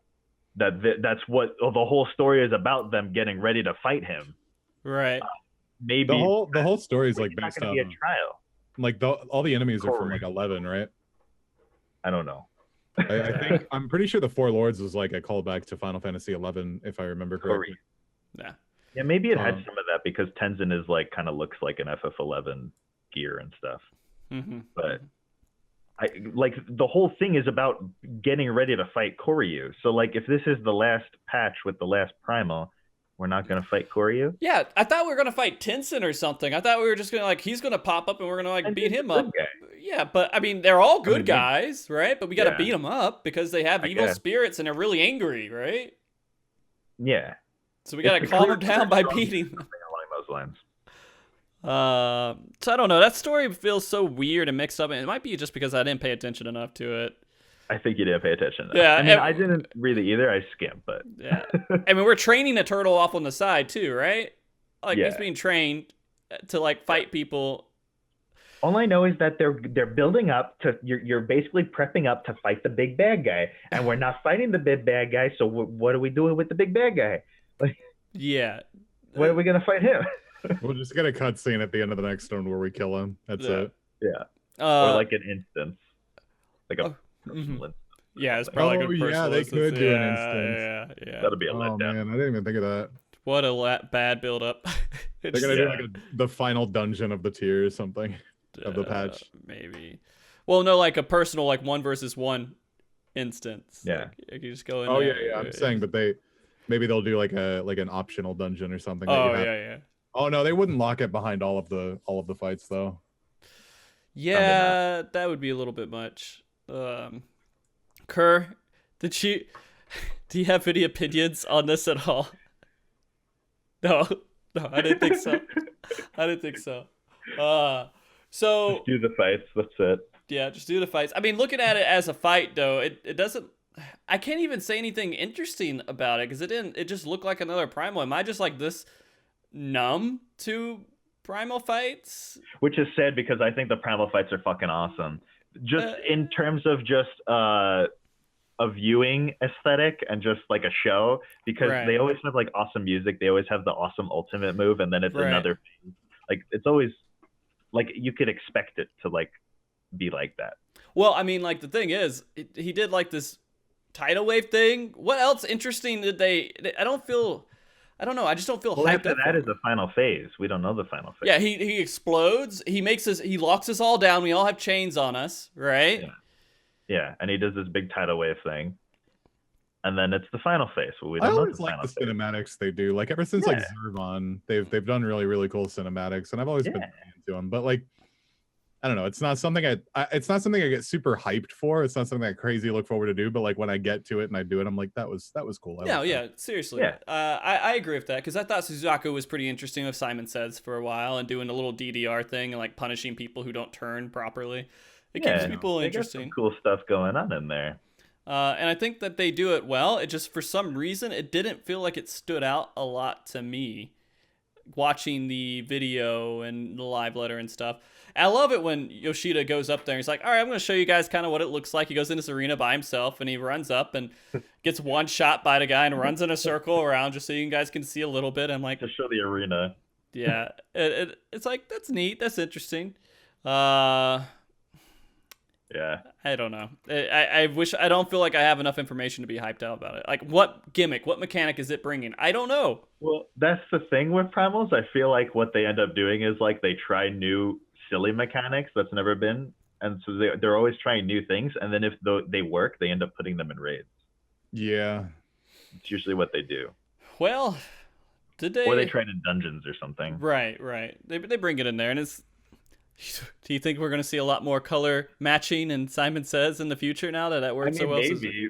If they put that shit in a raid, I'll be pissed, man. it It was fine in a primal as a gimmick, but if I have to do that shit as a hardcore raid, I'm out, dude. kills so many people. That's probably my favorite thing about Suzuku is like it just kills people. Suzuku, whatever. Susie. Yeah. I don't know. Kerr was learning it with me too. And we're going through and we're doing it and just seeing people get sucked in and fall into the middle. And it's stuff that you got to pay attention to. And it's awesome because it works really well like on a mic and trying to discuss it with everybody. Or just me and Kerr on a mic together in a random raid group and making fun of people who die. And Yeah, buddy. The first night with Suzaku, we were like trying to figure out what the hell is going on with the Benus because we were trying to do the same thing that you did in turn 12. We were just assuming that you would have to kill them all and then one would raise and you would kill it and then one would raise and kill it, then kill the other one and then kill it. But it didn't work anywhere like that. So we just kept dying. We just kept stacking them and killing them. And like we were just dying. And we're like, what is happening? But completely different. Yeah. I do hope they go forward with it with the way they did Zuki. Zuki. I hope they do more of that because I think they did a really well job. Suzaku Kurugi from Code Geass. Yeah. Oh, jeez. Okay. So let's move on to the next interesting thing.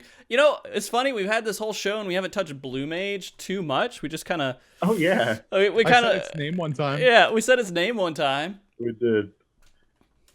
It's kind of. We had like a whole discussion on Blue Mage before on another show. We had a whole nother show dedicated to it. Well, what but now we have a lot of information? Yeah. So the information we learned from it, I kind of skimmed through that part a little bit. I saw the arena stuff. I saw some of the stuff that they were doing with the little battle area for it, and it looked kind of interesting. But is there anything about Blue Mage that they showed that you're like, wow, I'm glad they told us this because now I'm more interested in it? I think they just elaborated more on what we already knew. Basically, it just gave us a little more detail. I guess the percentage drops of certain skills is kind of nice to know. Right. But that's other than that, not really. The biggest thing for me was hearing that that they even talked about going level 60. Mm-hmm. So that I'm sorry, they're go ahead. actually gonna do it because I was worried, like it's gonna be the kind of thing where like they put it out and it's like, okay, when are we gonna get 60? They keep saying we're gonna get 60. When are we gonna get 60? But at least they like acknowledge like, oh yeah, we'll have level 5 death. That'll be a 60 skill. Like okay, so you're thinking it'll be a 60. Yeah. So there's two takes on that, right? There's two takes because there's discussion of turning this into a real job later on. Then there's the discussion of them advancing it. Them saying that kind of solidifies this isn't going to be a real job later on. It's always going to be something. I don't think it ever will be. And could, but how do you feel about that, Kurt? Do you care if they make it a real job or not? I know you're looking forward to Blue Mage, but well, I mean, I don't raid, so I have the opinion that doesn't matter, but I think raiders really care about it. There's a lot of people, and the same people. They're like, they're limiting my jobs, and that kind of stuff like that. But it's well, the thing is, like everybody always has like an aesthetic, I guess you could say. Like everybody has their favorite job from like older Final Fantasies, or like you hear Blue Mage, and some people are like, that would be my main. If they just add Blue Mage to this game, that would be my main. Mm-hmm. And now I understand that they could be disappointed that they were robbed of that, but still, I mean, this iteration of it, everybody gets to enjoy it. Because the other iteration, only the people who main it get to really use it. Well, I mean, everybody could enjoy it. It just, they wouldn't play it in raids, which technically they're not going to be playing in raids either way. So, so it's a weird thing. So again, it is more of a side content thing, and I don't know. I want to see how it turns out. I really do want to see how it turns out. Do you think it'll ever reach max level of the current expansion we're in? Yeah, I don't think so either. I think it'll always be 10 behind. Yeah, it's always going to be behind. And it's weird because now they're having to, again, Final Fantasy does this for a lot of things, and becomes a little bit overwhelming, I think, for developers overall, is they have all these things they have to just constantly update and constantly make. Yeah. And with all these other little factors in mind. Every time they make a new job, they have to take it into consideration with everything that they make, right? And so they kind of have to do that with Blue Mage, sort of, but I guess maybe not as much. But they also have to create new content for it every so many patches, right? Yeah, that's what I'm afraid of. I'm afraid it'll end up as dead content, and I hope it doesn't. I hope that they, keep adding to it. And that's kind of the problem, is that because they did this and because they added the what do they call it, the thing that it does, the masquerade, what do they call it? Yeah, the masquerade. Yeah, I think so. Because they're adding the masquerade, now it's going to be like, okay, when's the next patch you're going to update the masquerade, because I'm waiting on it. Yeah. So it's not a new thing that they got to keep updating all the time. It's like Chocobo Racing, right? Yeah, or it could run into the situation of where they have multiple. Let's say that it goes into the situation you have multiple limited jobs. Like, let's say we have 3 limited jobs, and so like every patch you get a limited job update, but only one of them. So like, let's say in 5.0 we get a limited job. Well, not really. Let's just say 6.0. We have 3 limited jobs. So 6.1 it updates Blue Mage. 6.2 it updates the other job. 6.3 it updates the other job. Mm-hmm. It could run into like that kind of thing. Yeah, it could get kind of goofy. And we just got to see how they handle the content. I mean, if it succeeds, great. I mean, Eureka's fallen off the map after this expansion, right? It's gone. That's what I was worried about with Eureka too. Everybody could do the Aroma Born in Heavensward Relic. How are you going to solo Eureka? Oh, yeah, I didn't think about that. How are you going to go back and do that? Yeah. Yeah, I wasn't actually thinking about that at all, but no, you're right. They're gonna have to turn it into solo content. Maybe it'll be Blue Mage content. That would be amazing. Please let us bring Blue Mage into Eureka and Blue Mage into Palace of the Dead when it hits 60. And we put a title over our head like they do with PvP, with Makai Blue Mage, and then like it'll be Makai like White Mage, and like you play Blue Mage throughout the content, but you're leveling up your White Mage relic. I don't know. Yeah, but like I'm hoping that Blue Mage hits level 7. It stays level 70 when we're in 5.0, and that's the highest it'll go. Mm-hmm. And it can do. I hope it could do all content. So Eureka, it could do Palace of the Dead, Heaven on High. I hope it could do all that. Just transfer all old content to Blue Mage content. Yeah, that's my wish list, I suppose. Okay. For Blue Mage. But I mean, that's pretty much it. That's Blue Mage. They didn't really give us anything interesting. Tate's falling asleep over here. I can't not yawn every day of my life. I'm sorry. I'm bored. I'm not disinterested. I understand. No, I get you. I get you. We'll see about what happens with the 4th Tate appearance here on Mosh. Oh my god. Yeah, we'll see. We'll see if I accept that. Oh, okay. All right. I'm pretty busy, Yeah, I got you. Okay. So skipping over Blue Mage. One more thing. Sure. They showed what looked to be a Titan attack, so I'm hoping there's at least one ability from each primal, at least for the level 50 No, primal. there should be. If there's not, I'd be upset. Right? I would be upset if I can't go into turn 13 and learn Dive Bomb from Bahamut or Terra Flare or something. Give me just Mega Flare would be awesome, dude. You already have the emote.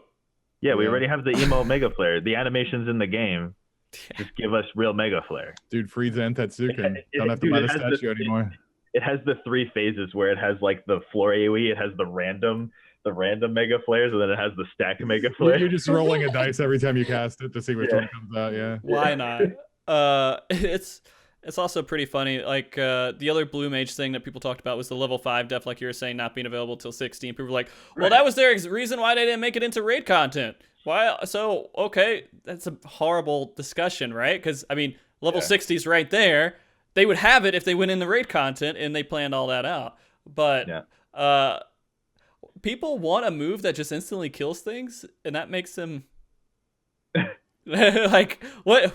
I mean, it's fun in Eureka. Yeah, it could be fun, but once you use it a few times, you're like, okay, all right. That's it. Yeah, we want balanced job content, but we want to touch things and they die immediately. Yeah. Anyways, I wonder like what type of recast timer that would be though. I mean, what is it in Eureka? Is it just like you can constantly use it? I don't know. Yes, it has. You have like 30 uses, but that's just because it's a logo gram. But the thing that the way it works is it's a percent chance the higher the HP. So if the HP is lower, you have a higher chance of killing it. Okay. So if it's like 50% HP, you could most likely kill it. Okay. Just like one cast. We're making our way. We've hit where are we at now? We're at Pagos. Kerr and I are at Pagos. Yeah. Oh. We're at Pagos, and we haven't advanced much further since. Yeah, I'm like level 22 or something, man, and I just don't want to trudge through it all. I apologize. Pagos sucks. Yeah. A lot of people are nerfing it. It's coming. Yeah, they are. Yeah. So if it's nerfed enough for us to go back and want to do it. I mean, going through Aminos, it was easy, right? It felt like nothing. We just did our challenge log. I guess we could still do our challenge log, and it would be great. Yeah. Yeah, you could do challenge log and eventually get to Pyros by weeklies. Yeah. We'll see. Okay. So going back, we already talked enough about Mahjong. I think we don't need to talk about Mahjong. I mean, we can if you guys really want to talk about Mahjong, but you guys don't have enough to teach anyone. I wanted to have a teaching session where we could teach Mahjong. I can't teach Mahjong. Tate's going to look up a video, right? It has to be super easy. Play like dominoes. Yeah. Just dominoes. Yeah. The pizza, right? No. I didn't know dominoes was a game. I just thought it was like you would just stack dominoes and knock them over, but it's a game. You didn't know. I learned. Yeah, no, I didn't know until like high school. Why were there dots on them, Larry? Could you explain why there are different dots on different dominoes? I thought that's what they were. I don't know, dude. I didn't know dominoes was a game. Oh my god. Okay, Kerr has posted a nice little paragraph there for us. Waiting installment. You know what, Kerr, you could read it for us. Yeah. You're muted, maybe. Oh, sorry. Okay. People were asking when the Pagos nerf was coming. Okay. When is it coming? 5.5? Or no, 4.55? Yeah. Oh, really? 5.5. 5.5. Oh, I'm waiting a long time. Shit. It's not the January patch. It's the March patch. Is the Pagos nerf? Yeah. Oh, wow. Alrighty, That's kind of silly. Yeah. I think they should nerf it in January. I think they should nerf it now. Yeah, right now after the show, we should be able to log in. Yeah. Okay, so Gold Saucer again. We didn't hit too much on Air Force One, which I didn't get too many of your opinions. More of just jokes towards it. Do you guys have any thoughts for Air Force One? I like it. I want to do it. It looks fun. It looks like it could be interesting. It looks like the most interesting gate so far.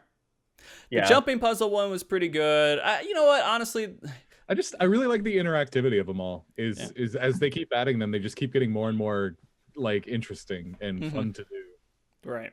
I mean, and this brings back the old feeling when you're in the Final Fantasy VII Gold Saucer, where you're in the roller coaster or something, and you're shooting the laser gun or whatever at balloons. Is that right? I don't remember it, but yeah, I think so. It sounds right to me. Yeah. Sounds familiar. And so they're bringing that in there, and I think it's so interesting how much of a, I guess, a highlight this had. Okay, I'm gonna be a little bit frosty about this. So they made a big preview, a show of this gate and everything else, and PvP got half a fucking slide that was barely mentioned. No, dude, I'm mad about that too. So, like, yeah, this looks interesting, but this content I dedicate a lot of my time to has a little tiny little bit of slide. By the way, PvP. Yeah, it's just like, come on, man. Like, this, if they want esports, they want, like, all this stuff, they want to advance it, you got to give it more than half a slide on your live letter when you have new content coming out for it. But they're going to have another live letter before Hidden Gorge comes out anyways, right? I'm assuming, because it's, like, in March. Yeah. Sure, Frosty. So maybe they'll have a whole segment on it. Maybe they'll talk about. They have to. Yeah, right? yeah, they'll have a whole they probably segment.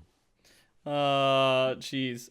Yeah, there's a lot of things that like I just wanted to hear, and it's if you're in like PvP discords and you're in all this other stuff where you're talking to people who do this and they're watching a live letter, they're just waiting. Where's our little part here? Where do we get the interesting stuff that we care about? They used to add new PvP gear like every other patch. Like just new gear, like new glamour gear that you could buy with PvP seals every other patch. And that kept PvP alive. And like just buy new stuff to buy. Where the fuck is all the new stuff to buy? I have no reason to go into PvP. They already got bit for putting a haircut in there, right? Whatever. I didn't put a haircut in there. I don't want to do PvP. It's like, come on. They Fucking don't do get the PvP. haircut. Like, Yeah. Fucking do PvP if you want the haircut. Yeah. But new gear, like if you go back and the Wolves Den and you go look at the gear, it's like Heaven's Word, and it has like a bunch of Heaven's Word sets. Or Realm Reborn, it has a whole bunch of Realm Reborn sets. Stormblood has like what, 1 or 2? It didn't really have a lot. It has nothing. They just stopped making the gear for it. I mean, and they should, because I guess it's top. They do, but it's top 100 gear, right? Yeah, that's stupid. Yeah, and so like they I want that gear. You should. I think there's a way to get it, you know. Yeah, get top 100. I'm not doing top 100. You can't even queue up. I can't even queue up. If I could queue up, maybe, but I can't even queue up. No, yeah, it's so. The thing is, like, to enjoy PvP, you have to be involved with the community and understand all the little things that aren't just obvious. That aren't obvious, right? If like I when go in people there, queue. Gonna be mad at me. Yeah, It'd be so bad. Screw them. You know what? That's what I'm thinking now. I'm just like going in there. I'll play whatever job. I'm gonna do as best as I can, and I'll keep pushing hard with it. But man, if someone complains, they just complain, and it's nothing that you can do. You can take the advice. You can try to get better, but like some people are just there to complain. It's the same thing with PvE. People are just assholes. But yeah, no, I do think the top 100 like gear or stuff like that eventually should be able to be purchased just by going in there and playing Feast and getting tokens to eventually save up for it, right? Maybe those wolf marks things that you could buy, not the marks, the collars. Right. Those things that you could eventually buy a weapon with. Mm-hmm. Why not also add the armor in there? And just make it to where you can't change the color on it, and then the top 100 people can change the color or something. I mean, it's... So they feel special? Yeah. And it's, you have something to make them feel special. Yeah, that's good. No reason not to. Hopefully they push forward with that in 5.0. But, and hopefully we get more information on new PvP stuff coming up whenever they decide to do that, and we'll see. Yeah. Oh, but that did hurt. That did hurt a little bit because I was scanning through notes. I know I don't watch live letter anymore at night. I wake up the next day and I go through all the notes and the translations, everything, and I piece it together. Frosty the night before is dreaming. I can't wait for all the new PvP news, and you wake up in the morning like, there's just a little tiny snippet on the bottom. Yeah. I asked. Oh, by the way, I did ask. Someone was asked if anyone asked about PvP at FanFest, and there's a couple things. They had one at the open Q&A, I think, and then they had another one because they were talking about open world PvP, I think, at the open Q&A, and oh yeah, they said they've experimented and they tried it and they had a lot of fun with it, but they don't think it would work. Yeah, I don't think so either. Yeah, but we'll see. If you guys have questions, by the way, go ahead and fill out the questions thing. I can't find the link. Yeah, the little link Moobot puts out there in chat. Click on that and send those questions in, and we'll go over them. Last little bits of notes that I have here. I love my fucking notes this time. Yeah. Fucking Mahjong! Gold saucer fucking mount. What is that? A fucking mount? From the gold saucer fucking mount is kind of how gold saucer fucking mount. Yeah, not fucking, like I'm not describing it as a fucking mount. I'm describing it like fucking. Oh my god, a fucking mount, right? Yeah. I mean, that'd be fucking. Honestly, you're sitting on top of a catacar, so maybe there is something in that regards happening. They do have spikes everywhere, so I don't. Oh, hold on, Rick. What'd you say? Nothing. There's spikes. There's spikes. You're sitting on top of a what? A catacar? Cactar? You don't like me saying catacar? I could. A catacar? Yeah. You haven't been on the show enough, man. My server is Cactar. I am.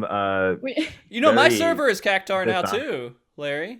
You're on Cactar? Cactar now. What? We made the move over there. Why? Well, fuck you too, Larry. Cactuar's pretty awesome, but really? Are you? No, Oh, yeah. I have I gotta friend you. yeah, definitely. I have a handful of PvP people who play on it, and they're real nice. Ah, okay, that's awesome. Why are you there? Yeah, I'm so sad. Like I have like so many friends on Prima. Like I want to play with Tate and Drac and stuff all the time. I'm like I have to have an alt like geared to do it. Well, I mean, I'm they like, fucking play on Primal, right? I just yeah, Primal's pretty stupid, honestly.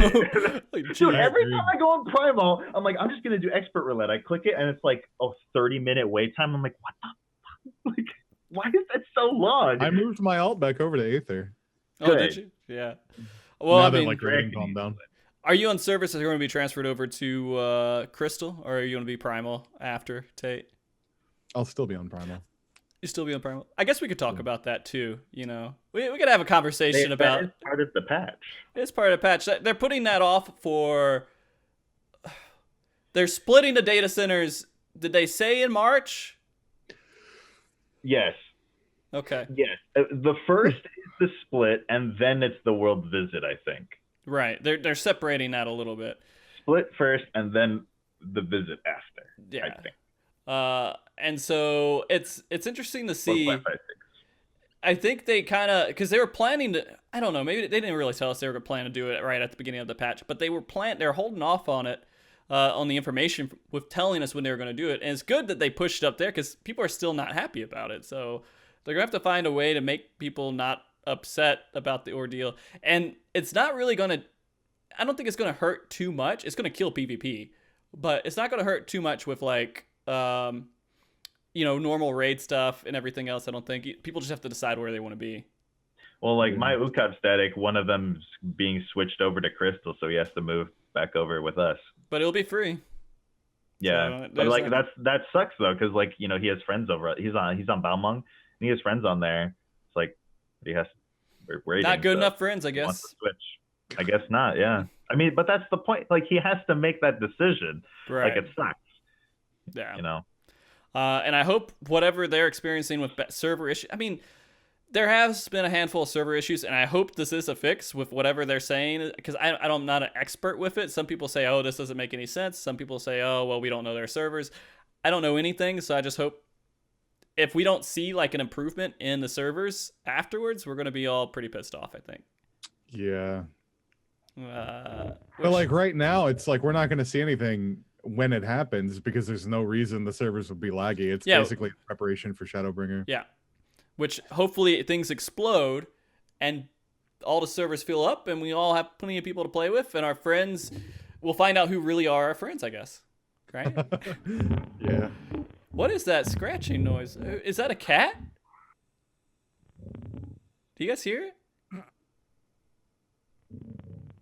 Do you guys Is that Larry talking? What is that? Is that Larry?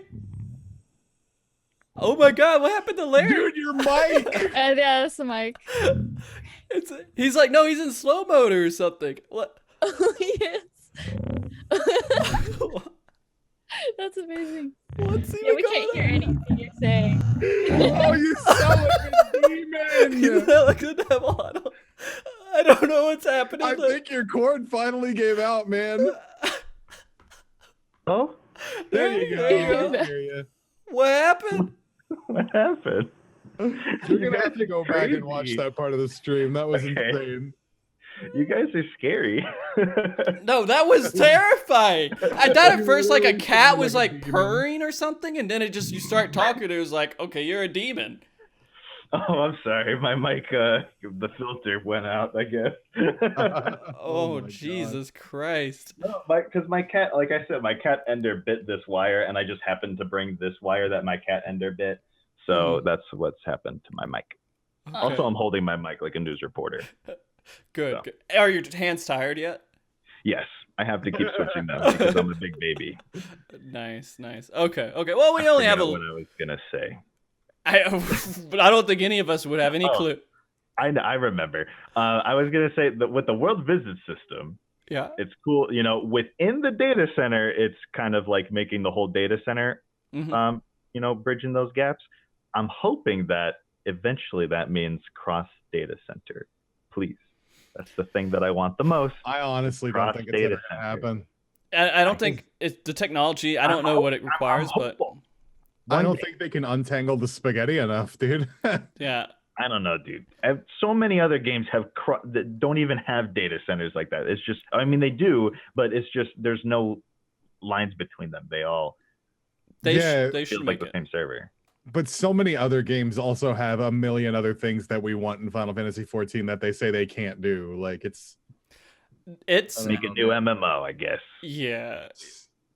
It needs to be something that they can do in the future if they want to make it to where we're all close together. Because I mean, essentially, they're just turning into 3 servers, and they kill cross data center. It's just not going to be there anymore. Technically, if we look at it, they're making 3 really big servers with a weird way of doing in between different servers and instances of that server. It feels like. All right, guys, just kill my dreams, whatever. Sorry, dude. I just can't see it. My dream too. Like I want it so bad. Yeah. But I don't know, man. We'll see if they do it. If they can do it, it would be amazing. It would save a lot of content. Okay. That's what I hope. My Christmas. Merry Christmas, Larry. Fuck you. It's my Christmas wish. When we were doing Ukam, my Christmas, I would kept saying, all I want for Christmas is to kill Ukam, and then we killed it. Nice. So. Now you don't have, what do you want for next Christmas? Or I don't know. What do you want for your next present? Do you have another thing to look for? The cross data center. Okay, I got it. All right. Yeah. You're done with that. All right. Thanks, Anna. Okay, so the only other thing that stood out to me that I want to mention was part of the they do all those promotions at the end of the stream and everything. One of them is now that you can officially be married in real life with Final Fantasy 14 theme. That's cute. I'm gonna go to Japan. Why does it only have to be Japan? Fucking Japan. I mean, if you could find an American company that'll do it, I'm sure it would be great. I mean, pay $1 billion trillion. Yeah, I wonder. I mean, that's how much it's going to cost in Japan too. Yeah, billion trillion yen. Oh my god! And then like, I just want to see. There's going to be so many people who literally go to Japan for that. I'm excited. I want to see it. I think it's cool. And we just got married 2 months ago, man. Yeah, dude, I saw that. I'm like, I want to get a 14 wedding. Yeah. I think that would be so cool, but it's in Japan. I can't fly my whole family out to Japan. I mean, that's kind of the thing, right? You have a cheaper wedding because you have less head count because not everyone can make it up. Us. Yeah. Oh, jeez. Okay. So, kind of getting close to the end here. Guys, again, ask your questions if you have any questions about what you want to hear talked about for the last little bit while we're going here. Anything in general to the live letter, things that we said on the show so far. While we're collecting any of those, any interesting things that happen, do you guys feel, because this was a mentioned thing that we said a couple of times, even maybe through the show, is that there's too many dragons in this game? No, that's a lie. Nope. There's not too many. Because they discussed that during a live letter, I believe. And no. I don't know. I don't feel like that's true. I feel like we could definitely we could have a lot more dragons. We had a whole expansion on dragons, but I mean, like, it still doesn't feel like there's enough dragons. Why stop there, dude? Have a whole game about dragons. Just keep going. Yeah. Dragon. Final Fantasy Dragon. Final Dragon. Final Dragon Quest. Yeah, Dragon Quest. Yeah. I feel like they could definitely, when we start getting into content, having dragons as one of the central themes and the big bad guys, that's part of just Final Fantasy. That's just what it is. So we're going to see a good amount. And if we start limiting ourselves on that, I'll be pretty upset. Yeah. Fucking love dragons. More dragons. Kerr, what do you think? Yeah, I feel the same way. More dragons. Yeah, more dragons. We like dragons. Okay, here's a question. This seems more in lines towards me from Heaven's Fury here. What changes do you expect to see for 5.0 PvP, or what changes do you hope to see? Third and final question, what needs to be changed in order for esports potential? Okay, so one thing, all right, esports potential. Take it away, Frosty. They have to change the way that the servers work completely. Yes. and how it responds to what it, because right now when you watch PvP, it can be kind of exciting, but you still see people ice skating around and doing stuff, and it just doesn't look good. It doesn't have a really good appeal for an esports kind of scene, and it's sad to say that. But if they could change that, they could actually start building on that. So I'm gonna go backwards on these questions too. Things that I hope to see in the changes going into 5.0 is that they find a way to get more people to play Feast and the queues to die down, like as in opposite way, for queues to live up. How about that? No, for queues to actually be more active and people go in there and they can play and not feel actually play it. Yeah. Or find time You're windows or dreaming something. big. Yeah. I could play it. Yeah. I mean, that's the thing. It's very difficult for people to get into PvP right now because we do have these challenges where you have to know when to queue. You have to know how the community communicates during certain parts of the match in order to do well. You have to. There's all these little tiny things that have to be corrected, and we have these walls like the ways that you can't talk to each other in Feast, so you can't even explain any of this stuff unless if they're in your Discord, or you go through and you try to message them after the game. But half the time, when you try to message someone after the game, it's to tell them they suck, right? The thing about like really good PvP games is it's accessible. Mm-hmm. Yeah. Like Overwatch, you could just jump into an Overwatch game. No. I mean, and I enjoy, again, I love Feast. I have a lot of fun with it, but it takes a lot of entry that is not clear and how to get to the point that I'm at where I'm enjoying it. A lot of people have to go through certain things like understanding how to getting involved with the community. That's a huge part. I mean, that's the same thing with Final Fantasy 14. I honestly think a lot of people who stream Final Fantasy 14 might not even play Final Fantasy 14 if they weren't part of the stream community and the community overall. And that's the same thing with like PvP. If you're not part of PvP community, maybe you just don't care and you're not going to play with people. The other thing, what I expect to see is maybe more 8v8 content if they want it to work well. Because 8v8... Like what 8v8 Feast was? No. Like capture the flag 8v8. Oh, like, yeah. Yeah, have more simple game modes. Yeah. Capture the flag. Simple things that Steel you Rock. feel... Steel Rock. Just put Steel Rock again. Yes. Steel Rock modes. Right. Steel Rock, 8v8 Steel Rock would be good. I mean, where do you feel like you have an impact? It was a lot of fun. Steel Rock on more maps. Yeah. Just make more maps of Steel Rock. Just more Steel Rock. Yeah, why are we doing more Rival Wings? Why don't we do more Steel Rock? Yeah. Yeah. But no, I think that if you felt like you had more of an impact in the match, you would want to play it more. I mean, that's just me. And when you start doing the 72-man stuff, you don't feel like you have an impact because it's just Zergfest going back and forth. That's just you, Frosty. Okay, that's just me. Kirk, tell me your thoughts on what you think they should do with PvP. I would like my actions back. Yes. I miss them. I miss like sleeping people as in White Mage. Mm-hmm. Like Giving a little utility there. I think almost everybody definitely agrees with you. They need to bring more abilities in there to add more depth to it. Yeah. Okay. Give my words back. Yeah. My words. I want to talk.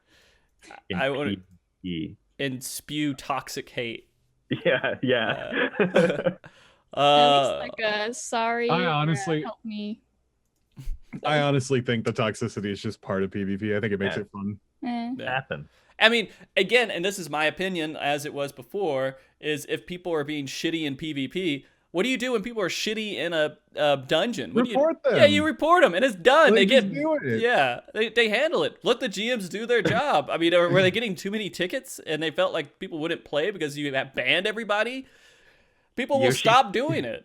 Yoshi P heard somebody say "fuck you" once in PvP and deemed that's not okay. And then the way everybody's wearing. That's not Daijobu. Oh my god. This is from Lunacy here, and I'm going to ask this straight to Goldentot, just because I feel like pointing you out as a person to take this question. I haven't even read the question. How do you guys feel about Vera? Do you think that they will add more races in the game? We already know the answer to that one, I think, but I'll let you take it. Or is there a race that you guys would like to see added to the game? So 3 questions there. How do you feel about it? Will they add more races, and what would you want to see if they were going to add more races?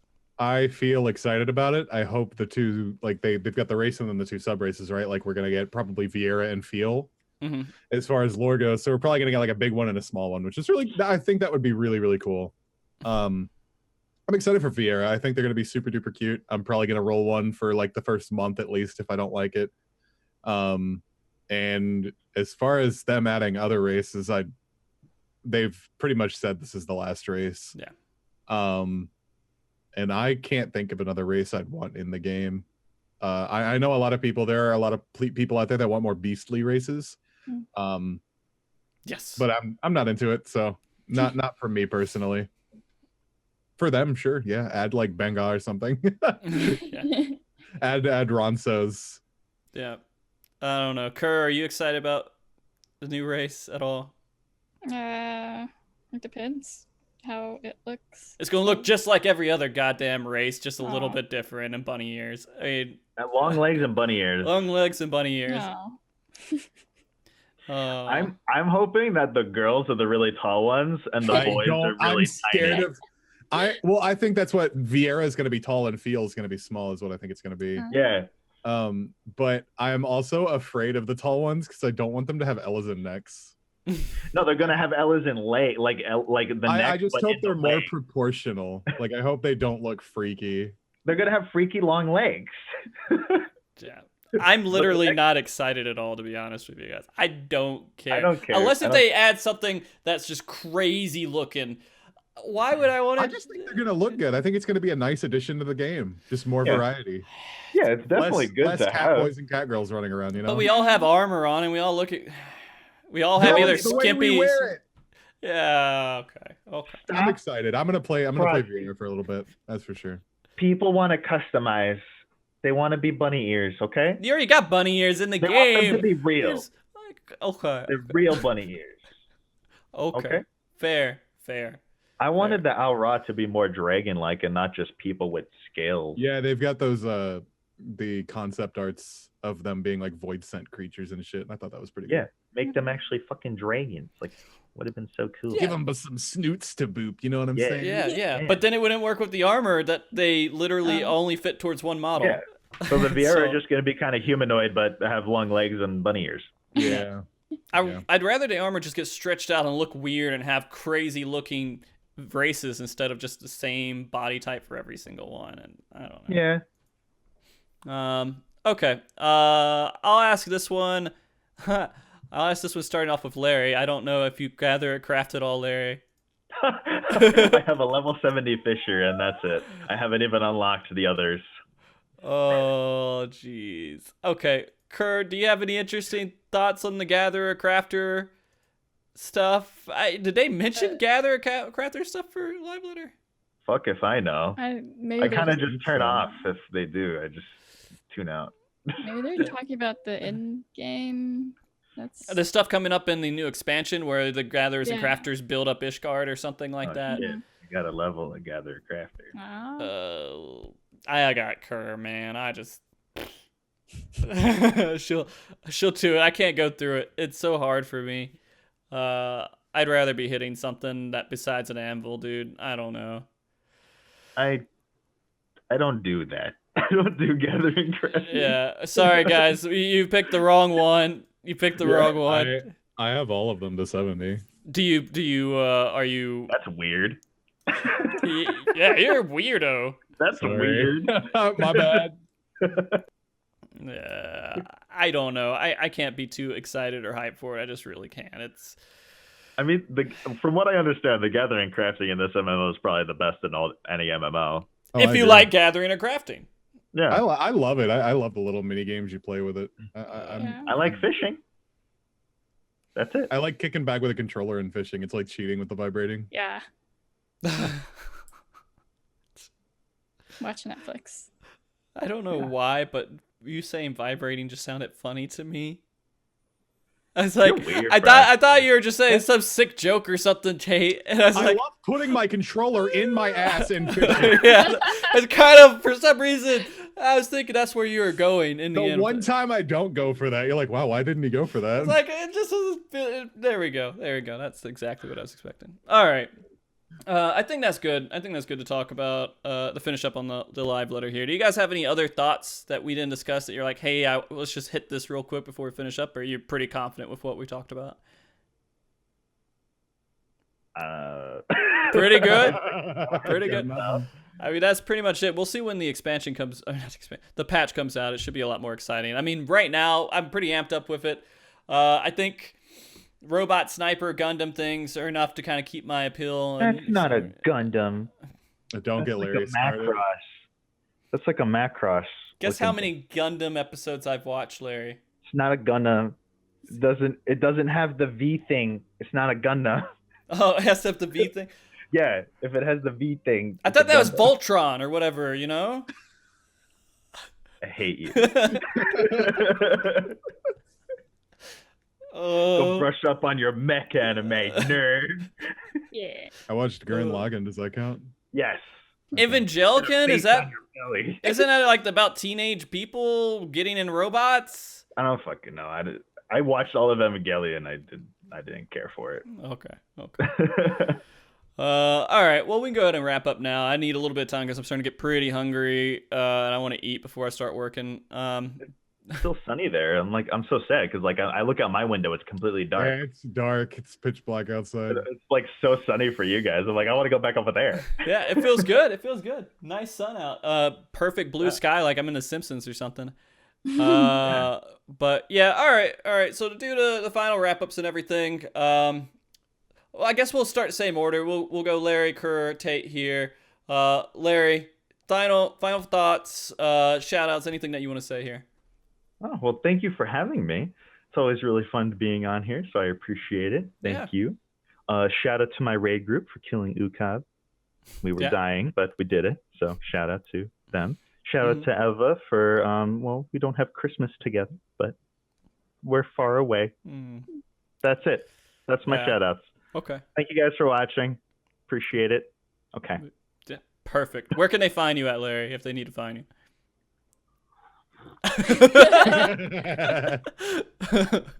I'm Larryzaur. On everything. On everything. Where you see it under his nameplate right there, Larryzaur. You just do that for everything. Phone book, Larryzaur. If you want to call me. That's it. Okay. Kerr, final thoughts, shout outs, anything that you want to say? I don't have much, but thank you, Larry and Tate, for coming on, and Frosty for letting me come on. Thanks for everyone being here to watch us, and that's pretty much it. You can find me. It's hard to say right now. Can't really. Around. Yeah. Yeah, around. Is Kerora on Twitter? Kerora on Twitch, and then was it your old Twitter where you were Kerora and you just threw a whole bunch of A's at the end of it? Yeah. Yeah. Kerora! Oh, man. All right. And hopefully maybe we'll start. I haven't been streaming a lot. Maybe we'll have some more Kerr and Frosty streams coming up and we'll see how that works out. Yeah. Who knows? That's cute. Yeah. That's adorable. People said they missed them, but, you know, it's like I haven't had a lot of time. Husband-wife streams. Oh, yeah. We could be the husband-wife duo of Final Fantasy 14. Yeah. I don't think there is one of those yet. There's been a couple stuff. Not a lot, though. But that's adorable. Do it. Okay. Tay, any shout outs, anything you want to say before the end?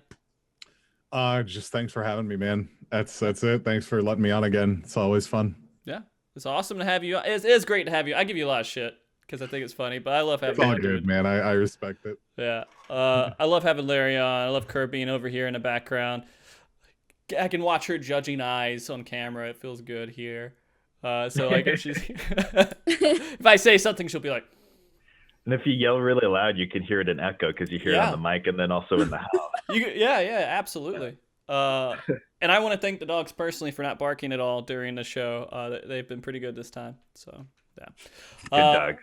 Guys, thank you all for watching the show. It's been amazing having you all here. I hope you enjoyed it. We will be back. I don't know. I don't have anything next week just because I don't know if there's anything worthwhile that I want to talk about next week, but I may find something. So just stay tuned to Twitter. Frosty TV stream is the Twitter, and I will tell you guys if we're going to do anything next week. Happy Merry Holidays in all the different things that you may celebrate. I'm just laughing at Larry. I'm sorry. He looks like an idiot. He looks like a wonderful idiot. He's always like, I'm holding my mic like a fine glass of wine. Yeah. I don't drink wine. Wine's good, though. I don't know. I'm more of a whiskey. Whiskey. I'm a man. I'm drinking whiskey. Screw you. A beer. No, I don't like beer. Beer. I need to drink my IPA. Man, alcohol. No. Oh, guys. But yeah, thank you all, everyone who's watched the show. Thank you, Blizzana, for the artwork. Thank you very much, Andre Kane, for the intro and closing music. Thank you, Square Enix, for the games. Thank you, Kerr, for the emotional support. Thank you, you guys, for coming on the show. And, guys, I'll see you next time. Be good. Keep cool. Stay frosty. Bye. Bye. We all wave like this for a little bit. Oh, my God. What?